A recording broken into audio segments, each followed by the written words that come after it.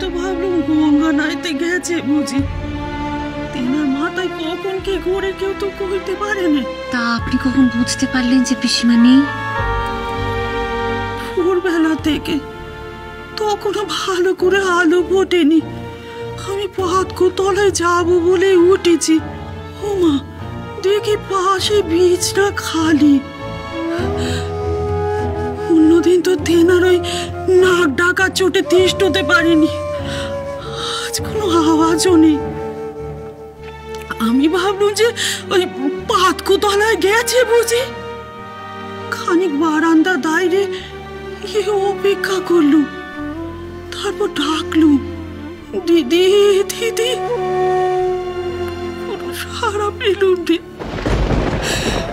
তারপর পাতকো তলায় গিয়ে দেখি সেখানেও নেই। আমি খানিক অবাক হলুম, ভাবলাম এমনটা তো কোনোদিন করেনি। কোথায় গেল মানুষটা? তারপর মনে পড়লো যে কদিন ধরে গঙ্গা নাইবে খুব কইছিলেন।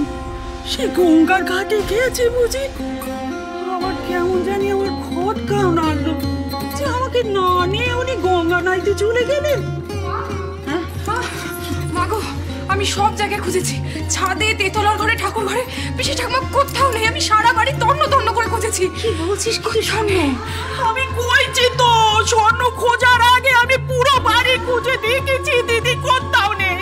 আর যদি থাকেও আমার খাপ নেবে থাকবে কেন? একে লুকোচুরি খেলা হচ্ছে নাকি? পিসিমা এসলে নেই গো, ভাড়ারেও ঢোকে নেই, পাড়াতে কোনো বাড়িতে সে নেই গো। একটা কথা বলো বলতো, এতখানি বেলা গড়িয়ে গেল, পিসিমা নিশ্চয়ই পাড়াতে এর বাড়িতে কোথাও আছেন। দেখো দেখি, আমি কি তবে মিছে কথা কইছি? আমি পাড়াতে প্রত্যেকটা বাড়িতে গিয়ে শুনতেছি। এমনকি আমি রামতনু বসলেন তোমার বাপের বাড়ি অব্দি গেছি, সেখানেও খবর নিয়েছি, সেখানেও যায়নি। কি বলছিস কি তোরা? আরে এ তো আর কখন নয়, একজন জলজ্যান্ত শক্ত সমত মানুষ এভাবে হাওয়ায় উবে গেছে। তোরা বলছিস কি হয়েছে?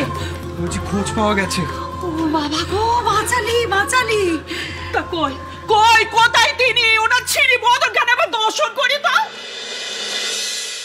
পিসি ঠাকমা আসেনি গো, একটা খবর পেয়েছি শুধু।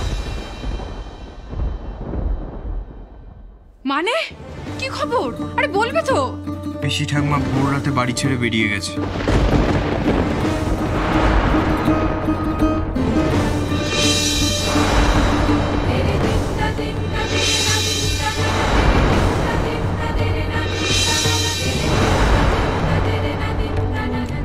যুগনায়ক স্বামী বিবেকানন্দ, সোম থেকে শনি সন্ধ্যে ৭টায় আকাশ ৮-এ।